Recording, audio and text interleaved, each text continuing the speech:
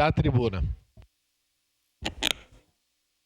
Obrigado, presidente. Quero parabenizar a vereadora Andressa Marques, né, por esse projeto, parabenizar as mães aqui presentes. Enfim, eu tive a oportunidade de, quando secretário de Habitação, me aproximar muito das mães atípicas ali na secretaria, que a gente era muito procurado ali. Então, dizer que a gente conhece de perto, a gente sabe o quanto é difícil e dizer para vocês que contem com a gente, contem com esse vereador aqui, a gente sempre vai estar defendendo aqui as pautas de vocês. Tenham certeza que juntos a gente é mais forte e não tenha dúvida de que vamos aprovar por unanimidade esse projeto e tenham certeza que enquanto eu estiver aqui eu vou estar lutando, sou parceiro de vocês aí nessa caminhada, a gente sabe o quanto que é difícil. Parabéns, vereadora Andressa, mais uma vez pelo projeto e com certeza votarei sim. Muito obrigado, presidente.